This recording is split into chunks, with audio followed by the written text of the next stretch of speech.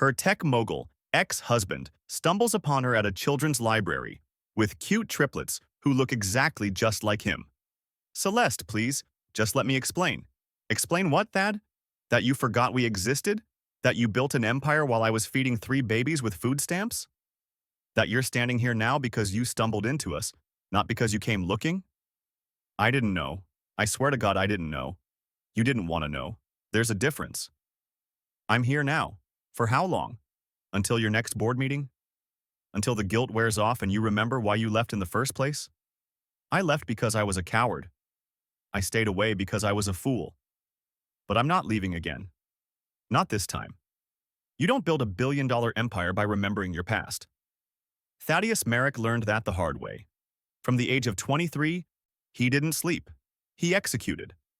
While others partied in Brooklyn lofts and played startup roulette, Thad sold his first AI algorithm for 8 figures and poured every cent back into a shell company that would one day become Merrick Technologies. By 32, he was worth hundreds of millions. By 37, he was untouchable. By 43, he was hollow. Not that he'd admit it. He didn't do therapy, didn't do apologies, and certainly didn't do regret. Celeste was the only exception, and that's why he buried her memory so deep he convinced himself she never existed. She had been there in the beginning when his suits came from outlet malls and his office was a converted storage unit in Queens.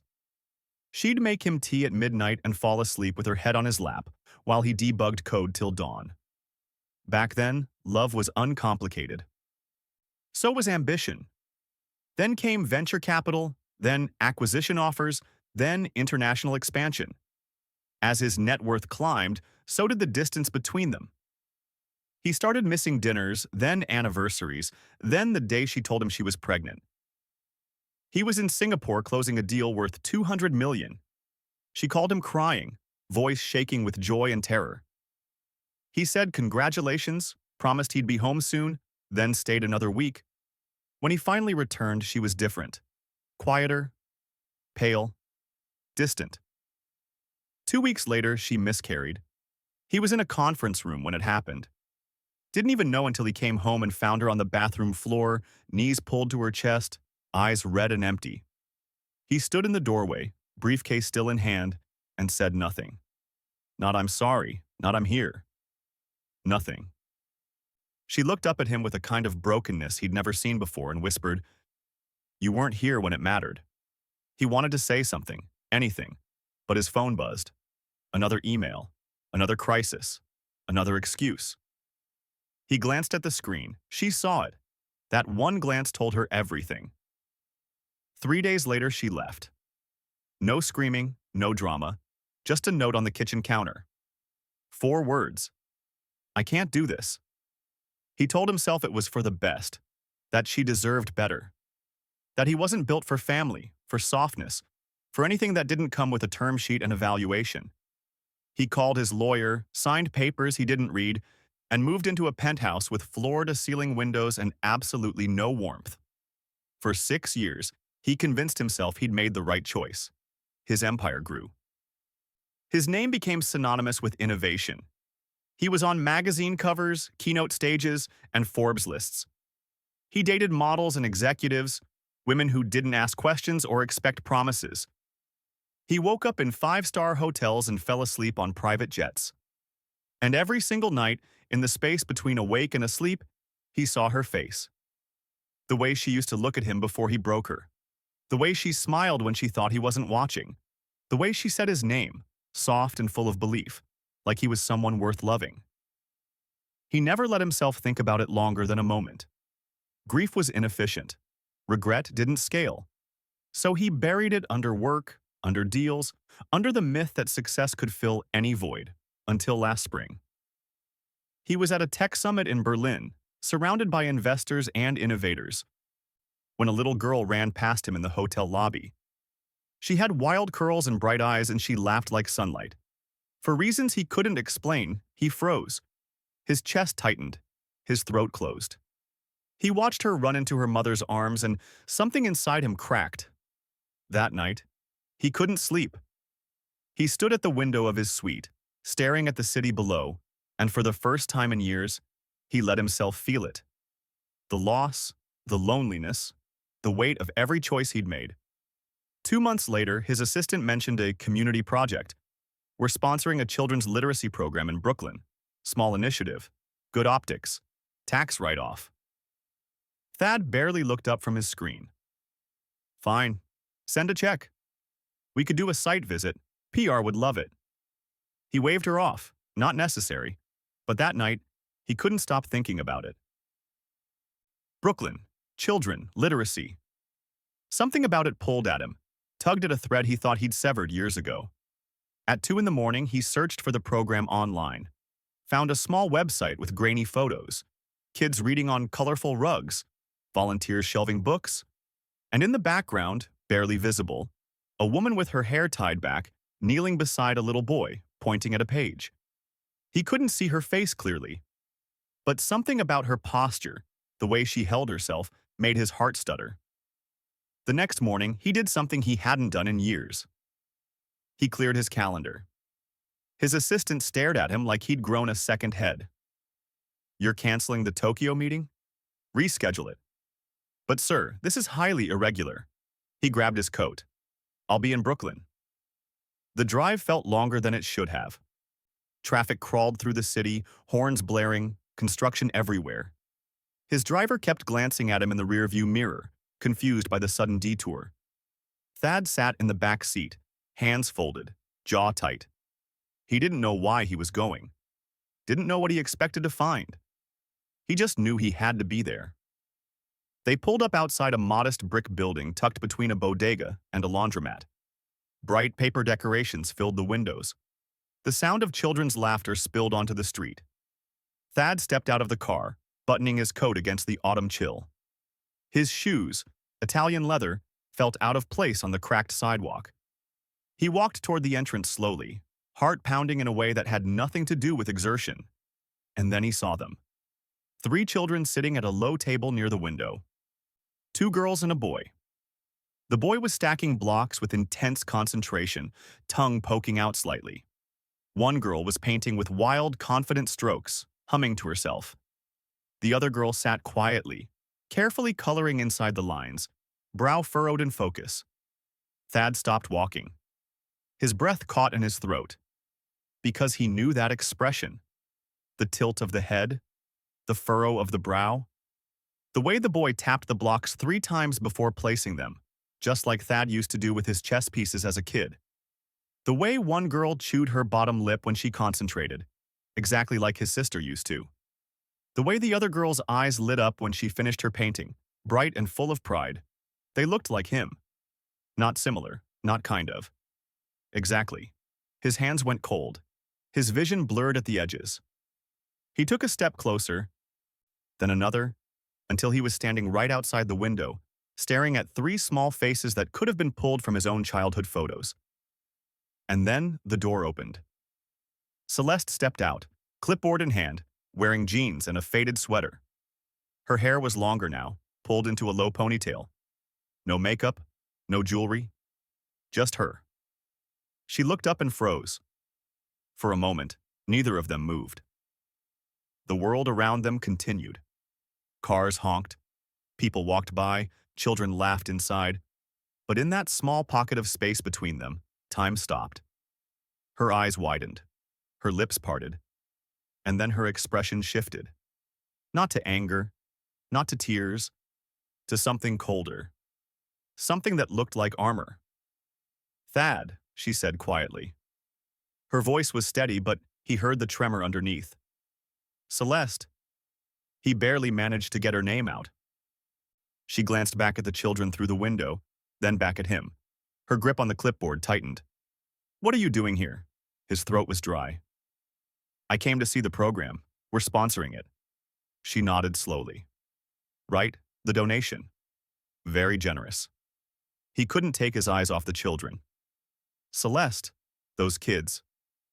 She stepped in front of him, blocking his view. Not here, not now. Are they mine? Her jaw clenched. You don't get to ask me that on a sidewalk. I need to know. You needed to know 6 years ago. I tried to tell you. You were in Singapore, then Tokyo, then London. I called, Thad. I emailed. I even showed up at your office. Your assistant told me you were unavailable. Indefinitely. His stomach dropped. I never got those messages. She laughed bitterly. Of course you didn't. You made sure of it. Celeste, please. She held up a hand. I'm working. You need to leave. I'm not leaving until you tell me. Her eyes flashed. You don't get to make demands. Not anymore. One of the children, the boy, looked up from his blocks and waved at Celeste through the window. She waved back, her expression softening instantly. Thad saw it. The love, the protectiveness, the fierce, unshakable bond. He felt something crack open inside his chest. How old are they? Celeste turned back to him, eyes hard. 5. His knees nearly gave out. 5. They were 5, which meant she was already pregnant when she left. Which meant she'd carried them, birthed them, raised them, all while he was building his empire and pretending she didn't exist. I didn't know, he whispered. I swear, Celeste, I didn't know. She stared at him for a long moment. Then quietly, almost gently, she said, I know, that's the worst part. You didn't know because you didn't want to. You built walls so high you couldn't hear me screaming on the other side. I'm sorry. Sorry doesn't feed them. Sorry doesn't hold them when they're sick. Sorry doesn't answer when they ask why they don't have a daddy. His vision blurred. They ask about me? Every single day. Her voice cracked just slightly. And every single day I have to lie and tell them you're far away, that you're busy, that you love them even though you've never met them. Thad's hands shook. He shoved them into his pockets. Let me meet them. No? Please? She shook her head. You don't get to walk in here and play father because you're feeling guilty. I'm not playing. Then what are you doing? He looked at her, really looked at her, and said the only true thing he had left. I'm trying to fix the biggest mistake of my life. Celeste stared at him. For a moment he thought she might cry, but she didn't. She just exhaled slowly and said, You can't fix this with money or charm or a grand gesture, Thad. This isn't a business deal. I know. Do you? Because 6 years ago, you chose your empire over us, and now you're standing here asking me to believe you've changed. I have. Prove it. How? She stepped closer, voice low and fierce. Show up. Not once. Not when it's convenient. Every single day. Show me you're not the man who walked away. Show me you're the man who stays. He nodded, throat tight. I will. She turned toward the door, then paused. Their names are Aurelia, Seraphine, and Lysander. He repeated them silently, committing them to memory like a vow. Celeste glanced back at him one last time. If you're serious, meet me at the cafe on Fulton Street. Tomorrow, 8 a.m. I'll be there. She nodded. And Thad, if you're even 1 minute late, don't bother coming back. Then she walked inside, leaving him standing on the sidewalk, heart pounding, world tilted, everything he thought he knew about himself shattered in the span of 10 minutes. He looked through the window one more time. The boy, Lysander, was laughing now. One of the girls, Aurelia maybe, was showing him her painting. The other, Seraphine, was stacking his blocks higher. They moved like a unit, like they'd been each other's whole world, and he'd missed all of it. Thad turned and walked back to his car. His driver opened the door. Where to, sir? Thad sat down, staring straight ahead. Home. But as they pulled away, he realized something. He didn't have a home.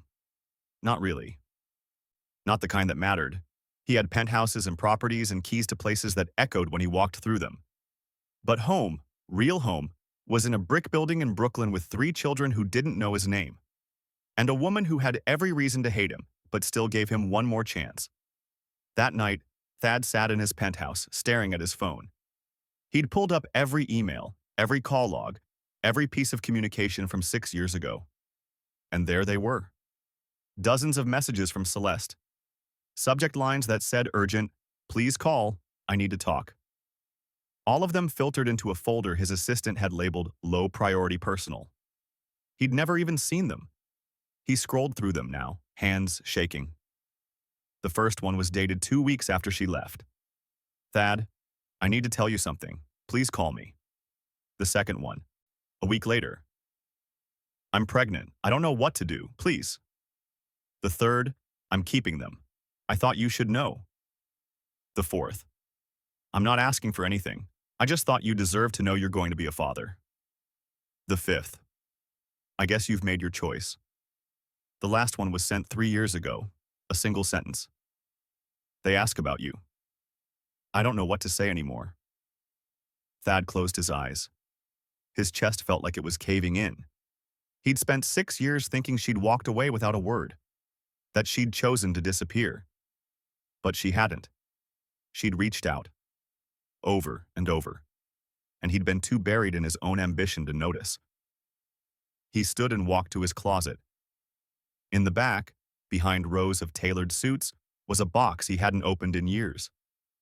He pulled it out, sat on the floor, and lifted the lid. Inside were pieces of a life he'd tried to forget. A photo of them at Coney Island, her laughing with cotton candy in her hair. A ticket stub from a movie they'd seen 3 times because she loved the ending. A napkin with her handwriting on it. I love you, even when you're impossible. He held the napkin in his hands and let himself feel it. All of it. The loss, the regret, the unbearable weight of knowing he'd thrown away the only thing that ever mattered. And for the first time in 6 years, Thaddeus Merrick cried. Not quietly, not controlled. He sobbed like a man who'd been holding his breath underwater for too long and finally broke the surface.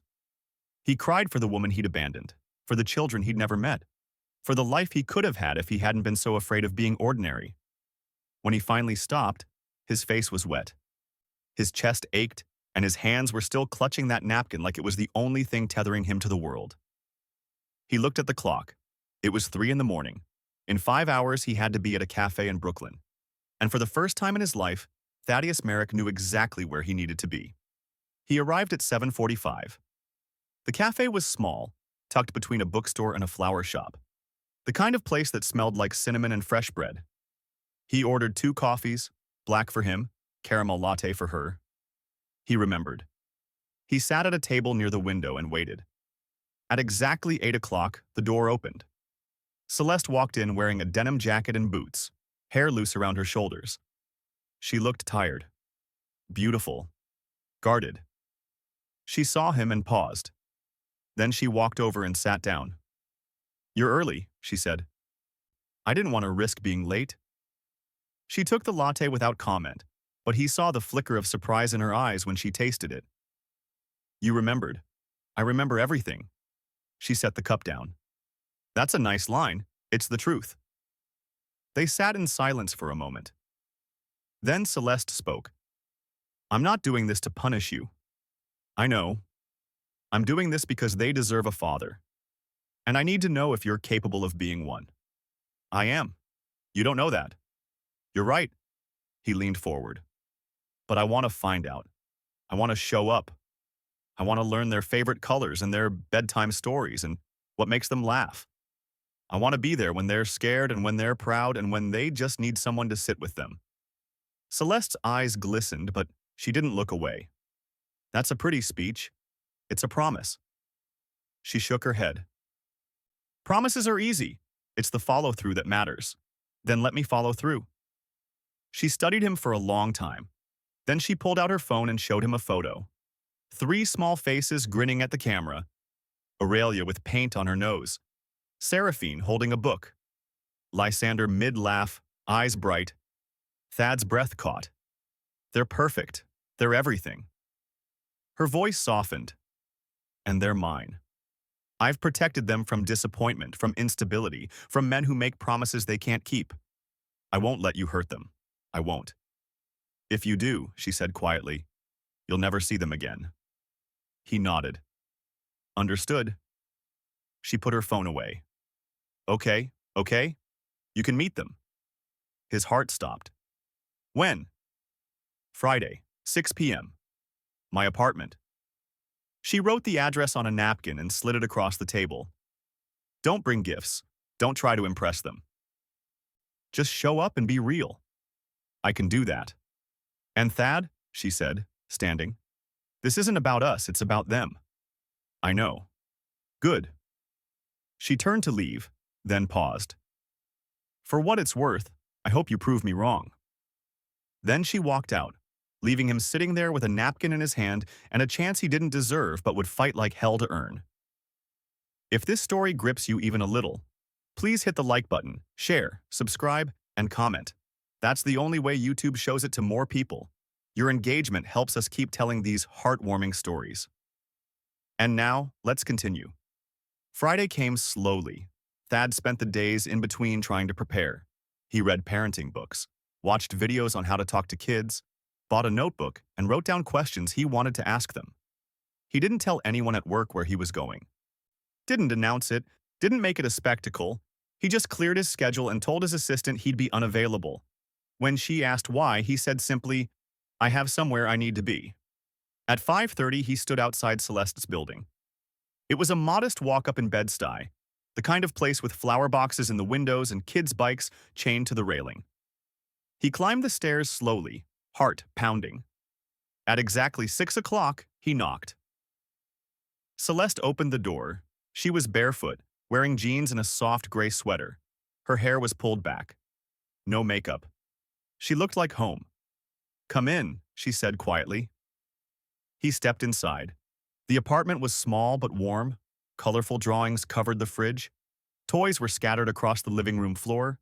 A bookshelf overflowed with picture books and chapter books and everything in between. And then he heard them. Laughter from the other room. High-pitched and fearless. Celeste called out, "Kids, come here for a second." 3 small figures appeared in the doorway. Aurelia came first, bold and curious, hands on her hips. Seraphine followed, quieter, clutching a stuffed rabbit. Lysander hung back, peeking around his sister's shoulder. Thad's knees nearly buckled. They were real, not photos, not glimpses through a window. Real. Celeste knelt beside them. "This is Thad. He's an old friend of mine. And he'd like to get to know you." Aurelia tilted her head. "Why?" "Because," Celeste said carefully, "he's been away for a long time." "And now he's back," Lysander whispered. "Is he staying?" Celeste glanced at Thad. Her eyes said everything. "Don't mess this up." Thad crouched down to their level. "I hope so," he said softly, "if you'll let me." Seraphine stepped forward, still holding her rabbit. "What's your name?" "Thaddeus. But you can call me Thad." "That's a funny name," he smiled. "I've heard that before." Aurelia crossed her arms. "Do you like painting?" "I do now."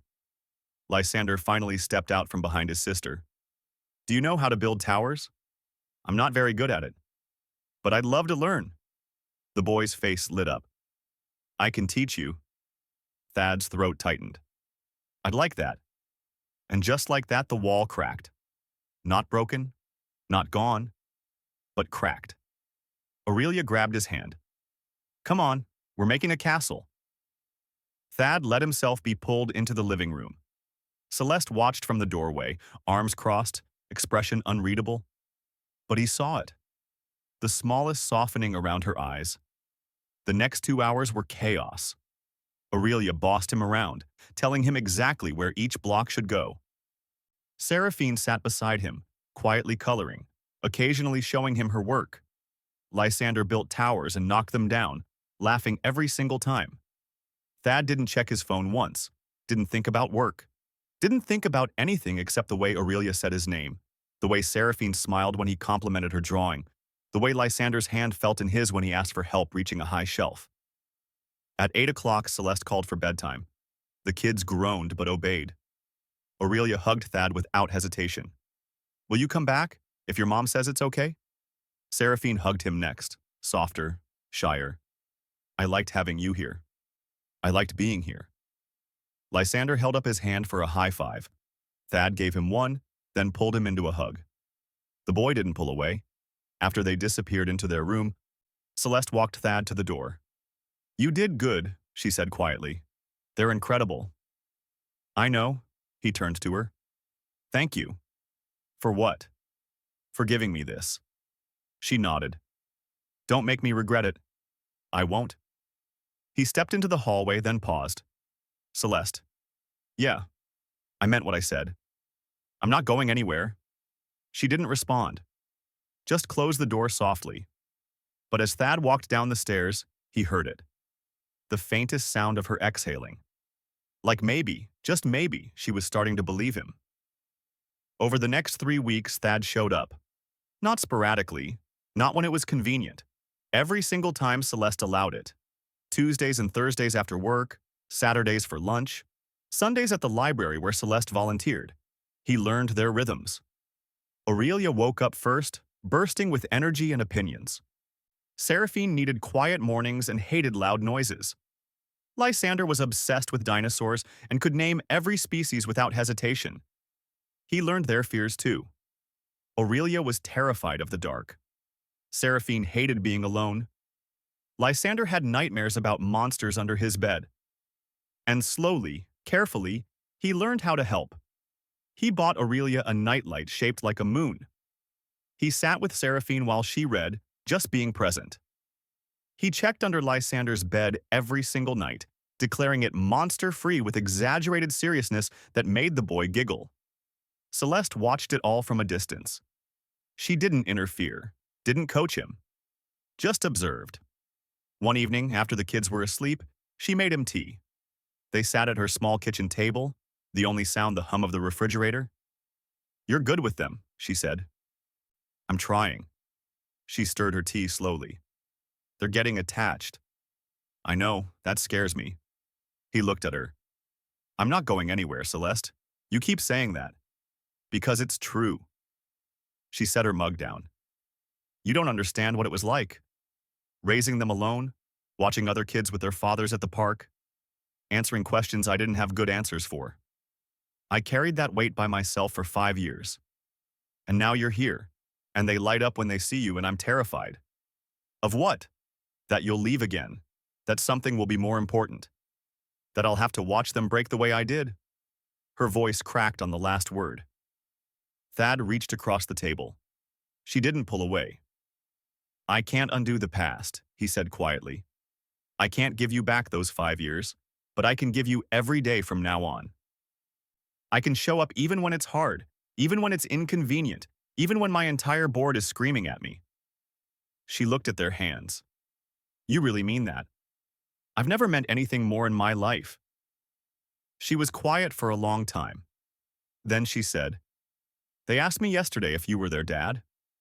His heart stopped. "What did you say?" "I said I didn't know. That we'd talk about it when they were older." He nodded slowly. "What do you want me to say?" She looked up at him, eyes wet. "I want you to earn it." So he did. He started taking them to the park on Saturdays, pushing them on swings, catching them at the bottom of slides, sitting on benches with Celeste while they played, talking about everything and nothing. He learned about her life, how she'd worked 3 jobs while pregnant, how she'd given birth alone because she couldn't afford anyone to be with her, how she'd cried the first time Lysander called her mama because she realized she was all they had. He told her about his life, too. The emptiness of his penthouse, the hollow victories, the way he'd wake up at 3 a.m. in hotel rooms and forget where he was, how success had given him everything except the one thing that mattered. They didn't talk about getting back together, didn't talk about what they were or weren't. They just existed in the same space, rebuilding something fragile and precious. One afternoon, Thad was at the apartment when Lysander came running in from the hallway, sobbing. Celeste was in the shower. Aurelia and Seraphine were at a friend's birthday party. It was just him. He knelt down immediately. Hey, what's wrong?" Lysander threw himself into Thad's arms. The boy from upstairs said, "I don't have a dad. He said I'm weird." Thad's chest tightened. He pulled Lysander closer. "You're not weird. But I don't have a dad. Everyone else does." Thad's throat closed. He didn't know what to say, didn't know if he had the right. But Lysander was looking at him with those wide, tear-filled eyes, and Thad couldn't stay silent. "You have me," he said quietly. Lysander sniffled. "But you're not my dad." Thad's heart cracked open. "Do you want me to be?" The boy nodded, small and uncertain. "Then I am." Lysander pulled back, searching his face. Really? Really? What do I call you?" Whatever feels right. Lysander thought about it. Then, shyly, he whispered, "Can I call you Dad?" Thad's vision blurred. He pulled Lysander into his arms and held him tight. "Yes, you can call me Dad." The boy wrapped his arms around Thad's neck and didn't let go. When Celeste came out of the bathroom 10 minutes later, she found them on the couch. Lysander asleep on Thad's chest. Thad staring at the ceiling, tears streaming down his face. She didn't say anything, just sat beside them and rested her head on Thad's shoulder.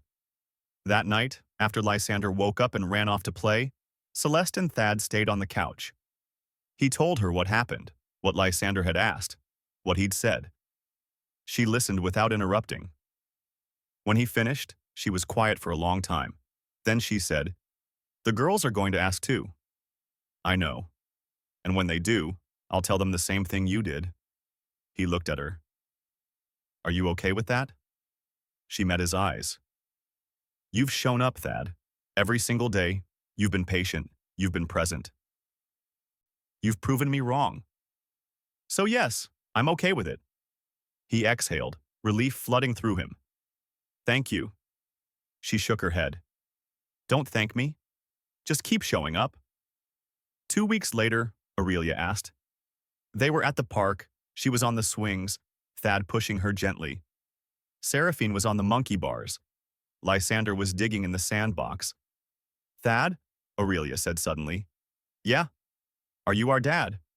He stopped pushing, walked around to face her. She looked at him with those serious, searching eyes. "Do you want me to be?" She nodded. "Lysander said you are." "He is." "Then yes. I'm your dad." She smiled, bright and unguarded. "Okay, good." Then she jumped off the swing and ran to the slide. Thad stood there, heart pounding, trying not to cry in the middle of a playground. Seraphine appeared beside him. She slipped her hand into his. "I heard," she said quietly. He looked down at her. "And?" She smiled, small and shy. "I'm glad," he squeezed her hand. "Me too." That evening, he told Celeste. She cried. Not sad tears, something else. Relief, maybe. Or release. He held her while she sobbed into his chest, years of exhaustion and fear finally breaking loose. When she pulled back, she looked at him with red eyes and said, "Don't break their hearts. I won't. Or mine." He cupped her face. "Never again." She kissed him. Soft and tentative and full of hope. And for the first time in 6 years, Thad felt like he was home. But peace never lasts. 3 months later, Lysander got sick. It started small, a cough, a fever. Celeste kept him home from school, gave him medicine, waited for it to pass. It didn't. The fever spiked. Lysander started wheezing, his lips turned pale. Celeste called Thad at 2 in the morning, voice shaking. "Something's wrong. I'm on my way." He broke every speed limit getting to Brooklyn. Found Celeste in the hallway, Lysander limp in her arms, Aurelia and Seraphine clinging to her legs. "We need to go. Now." They rushed to the emergency room. Thad carried Lysander while Celeste held the girls. The doctors took him immediately. Severe allergic reaction. Anaphylaxis. They didn't know to what. Celeste collapsed into a chair, shaking. Thad sat beside her, holding her hand. The girls climbed into his lap. "Is Lysander going to be okay?" Seraphine whispered. Thad kissed her head. "The doctors are taking care of him, but is he going to be okay?" He looked at Celeste. She was staring at the floor, eyes hollow. "He's going to be okay," Thad said firmly. "Because he has to be." They waited for hours. Aurelia fell asleep on his shoulder. Seraphine curled up on Celeste's lap. Celeste didn't move, didn't speak, just stared. Thad wanted to say something comforting, something reassuring, but he didn't have the words, so he just stayed. At 6 in the morning, a doctor came out. Lysander was stable. The reaction had been to a new detergent Celeste had used. They'd given him epinephrine, monitored him, and he was going to be fine. Celeste broke. She sobbed so hard she couldn't breathe. Thad pulled her into his arms and held her while she shattered. When she finally calmed down, she looked at him with exhausted eyes. I can't do this alone anymore. You don't have to. I'm serious, Thad. I need help. I need you. I'm here. Not just for them. For me too. He kissed her forehead. I'm here for all of you. She nodded, tears streaming. Okay, okay. They let them see Lysander an hour later. He was pale but awake, hooked up to monitors. When he saw them, he smiled weakly. Hi, Dad. Thad's throat closed. He sat beside the bed and took Lysander's small hand. Hi, buddy. I was scared. Me too. But you're okay now. Lysander nodded. You stayed. Of course I stayed. You're my son. The boy's eyes filled with tears. I love you, Dad. Thad couldn't hold it back anymore. He leaned down and kissed Lysander's forehead. I love you too. So much. Celeste stood in the doorway watching. Aurelia and Seraphine beside her. And in that moment, broken and exhausted and full of fear, they became a family. Not perfect, not easy, but real. After Lysander was discharged, things shifted. Thad didn't go back to his penthouse. He stayed. Not officially, not in any formal way, but he was there every night, helping with dinner, reading bedtime stories, checking under beds for monsters. Celeste didn't ask him to leave, and he didn't offer. They fell into a rhythm. Careful, tentative, but together. One night, after the kids were asleep, they sat on the couch. Celeste leaned against him. I'm still scared, she said. Of what? That this is temporary. That something will pull you away. He turned to face her. Nothing is more important than this. Not my company. Not my reputation. Nothing. She searched his eyes. You really mean that? He kissed her, slow and deep and full of every promise he couldn't put into words. When he pulled back, he said, I spent 6 years building an empire, and I'd burn it all down before I lose you again. She smiled, tears in her eyes. Don't burn it down, just don't let it come first. It won't. She kissed him again, and this time, it felt like forgiveness. The next morning, Thad woke up on the couch. Sunlight streamed through the windows. He heard laughter from the kitchen. He walked in to find Celeste making pancakes. Aurelia was setting the table. Seraphine was pouring juice. Lysander was arranging forks with intense concentration. They all looked up when he entered. Morning, Dad, Aurelia said casually. Like it was the most natural thing in the world. Morning, Thad said, voice thick. Lysander ran over and hugged his legs. You're still here. I'm still here. Good. Don't leave. I won't. Celeste met his eyes across the kitchen. She smiled, small, soft, real. And Thad realized something. He'd spent his entire life chasing success, chasing validation, chasing the next big thing. But this right here was everything. After breakfast, Thad made a call. His assistant answered on the first ring. Sir, we have the quarterly review in an hour. Cancel it. Excuse me. Cancel everything today. I'm taking the day off. There was a long pause. Sir, is everything all right? Everything is perfect. He hung up. Celeste raised an eyebrow. You just canceled a quarterly review. I did. She smiled. Who are you, and what did you do with Thaddeus Merrick? He pulled her close. I'm the man who finally figured out what matters. They spent the day at the park, flying kites, eating ice cream, laughing until their sides hurt. Thad's phone buzzed constantly. He ignored it. At one point, Celeste asked, Are you going to check that? Nope. They're going to be furious. Let them. She laughed. You've changed. He looked at his kids running through the grass, at Celeste beside him, hair blowing in the wind. Yeah, he said. I have. That evening, after the kids were in bed, Thad and Celeste sat on the fire escape. The city hummed below them, stars barely visible through the light pollution. I've been thinking, Thad said. About what? About us. She turned to him, and I want this. All of it. Every day. Every night. Every messy, chaotic, beautiful moment. She smiled. Me too. He took her hand. Move in with me. She blinked. What? My penthouse. It's huge. The kids would have their own rooms. You'd have space. We'd have space. She shook her head. Thad, I can't just uproot them. Why not? Because this is their home. Then I'll move here. There's no room. I don't care. I'll sleep on the couch. I'll sleep on the floor. I just want to be where you are. She stared at him. You're serious? Completely. She laughed, disbelieving. You'd give up your penthouse to sleep on my couch. Without hesitation. She kissed him, hard and desperate and full of everything she'd been holding back. When she pulled away, she whispered, Okay. Okay. He moved in the next week. Brought 2 suitcases and nothing else. His assistant thought he'd lost his mind. His board demanded a meeting. He told them all the same thing. My family comes first. Some understood. Some didn't. He stopped caring.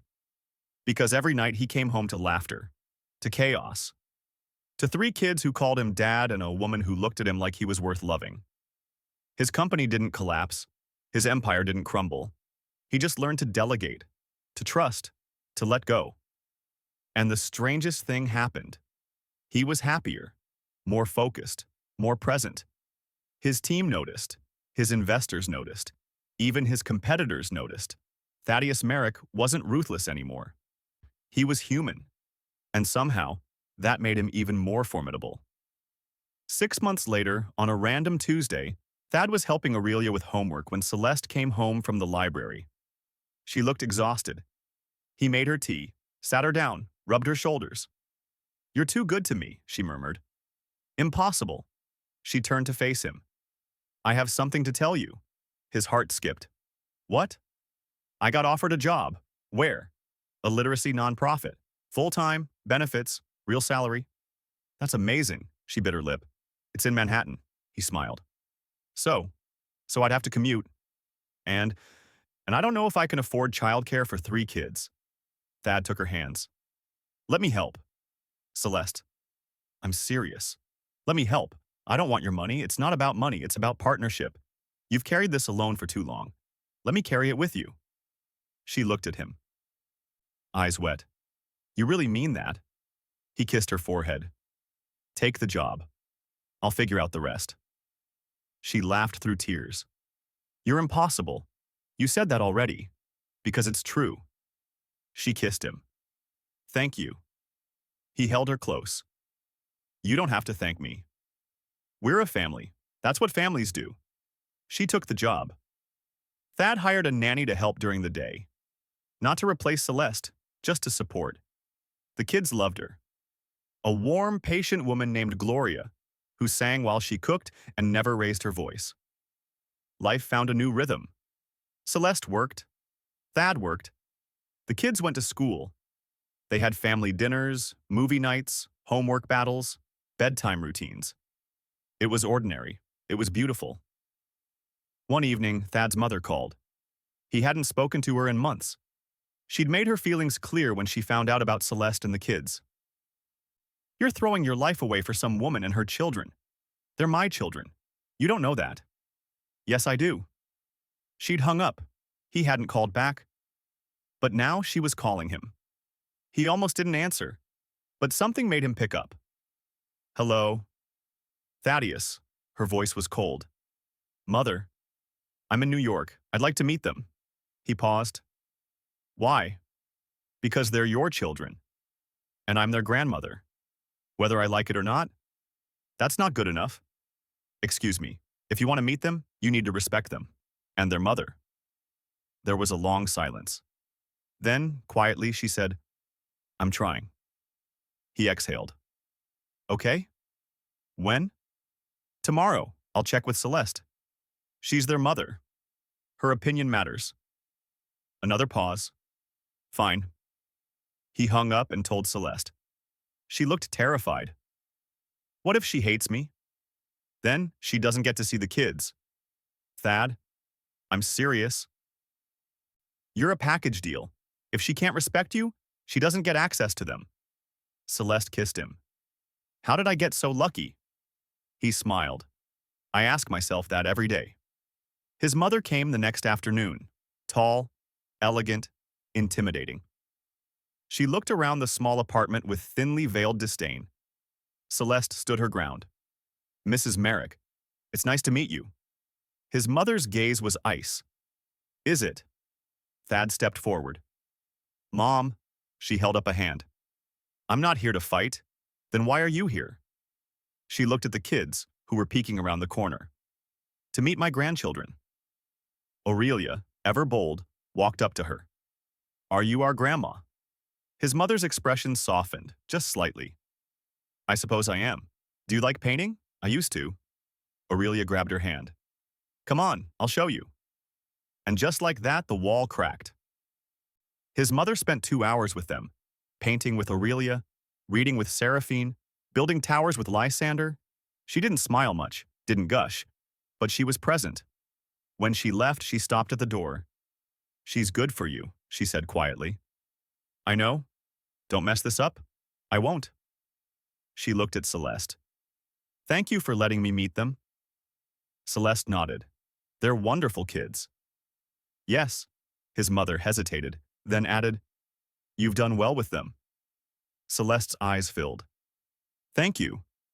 After she left, Thad pulled Celeste into his arms. That went better than expected.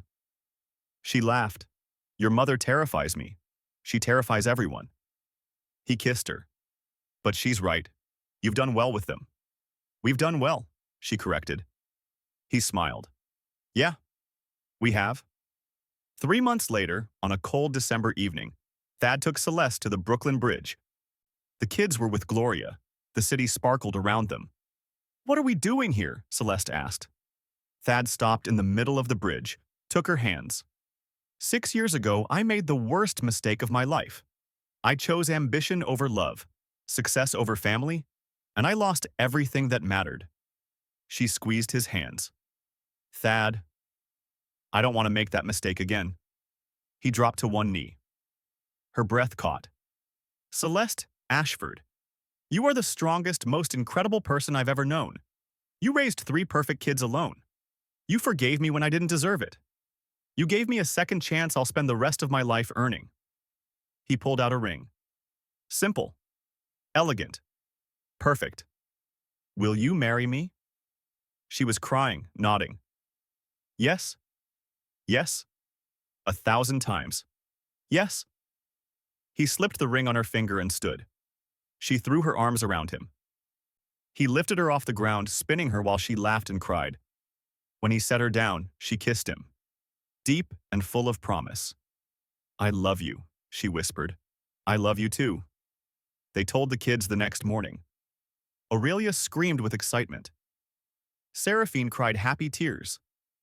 Lysander asked if he could be the ring bearer. Of course, Thad said. The wedding was small, just family and close friends. Held in the same library where Thad had first seen the kids. Celeste wore a simple white dress. The kids wore matching outfits. Thad cried through his vows. Celeste cried through hers. When the officiant said, "You may kiss the bride," the kids cheered. And as Thad kissed his wife, surrounded by the people he loved most, he realized something. He'd spent his whole life building an empire, but this, right here, was his greatest achievement. Not the money, not the success. This, love, family, home. Everything that actually mattered. 2 years later, Thad stood in front of a crowd. Reporters, investors, community leaders. Behind him was a building, bright, modern, beautiful, the Celeste Ashford Learning Commons, a state-of-the-art literacy center, free to the public, funded entirely by Merrick Technologies. He stepped up to the microphone. 6 years ago, I thought success meant wealth, power, influence. But I was wrong. He looked at Celeste standing in the front row with their kids. Success is coming home to people who love you. It's reading bedtime stories. It's checking for monsters under the bed. It's showing up every single day. The crowd was silent. This building is named after my wife, a woman who has spent her life giving to others. who raised 3 incredible kids alone, who taught me what it means to be strong, to be present, to be human. He paused. I built an empire, but she built a family, and that's worth more than anything I'll ever create. The crowd erupted in applause. Celeste was crying. The kids were beaming. After the ceremony, they walked through the building together. Bright reading rooms, cozy corners, shelves overflowing with books. Aurelia ran ahead, exploring. Seraphine found a quiet nook and immediately curled up with a book. Lysander held Thad's hand. This is really cool, Dad. Thad smiled. Yeah, it is. Celeste leaned against him. You didn't have to do this. Yes, I did. She looked up at him. Why? Because you deserve to be celebrated. Because the work you do matters. Because I love you. She kissed him. I love you too. They stood there, in the middle of the library, surrounded by books and light and possibility, and Thad realized he'd finally found it. The thing he'd been chasing his whole life, not success, not validation, just this, a family, a purpose, a home. If this story touched your heart, please take a moment to like, share, and subscribe. Your support means the world and helps us continue creating these meaningful stories. Drop a comment below and let us know what you think. What would you have done in Thad's position? We'd love to hear from you. Years passed, the kids grew. Aurelia became an artist, bold and fearless, just like she'd always been. Seraphine became a writer, quiet and thoughtful, weaving stories that made people cry. Lysander became an engineer, brilliant and kind, building things that helped people. Thad and Celeste grew old together. Not in a penthouse, in that same small apartment in Brooklyn, because it was home. On their 20th anniversary, they sat on the fire escape, gray-haired, laugh-lined, still in love. Do you ever regret it? Celeste asked. Regret what? Giving me another chance. He took her hand. Never, not for a single second. She smiled. Good, because I don't either. They sat in comfortable silence, watching the city below. And Thad thought about the man he used to be. Ruthless, driven, empty. He didn't miss him, not even a little, because that man had everything and nothing. And this man, right here, had everything that mattered. Celeste rested her head on his shoulder. I'm proud of you, she whispered. He kissed her hair. I'm proud of us. Yeah, us. They stayed there until the stars came out, faint and barely visible. But there, just like hope, just like love, just like second chances. And as Thad held his wife under the Brooklyn sky, he realized something. He'd spent his whole life searching for success, but he'd found something better. He'd found home. Thank you so much for watching until the end. If this story resonated with you, please hit that like button, share it with someone who needs to hear it, and subscribe for more heartwarming tales. Your engagement truly makes a difference. Leave a comment and let us know your thoughts. We read every single one. Until next time, remember that it's never too late to choose love. It's never too late to come home.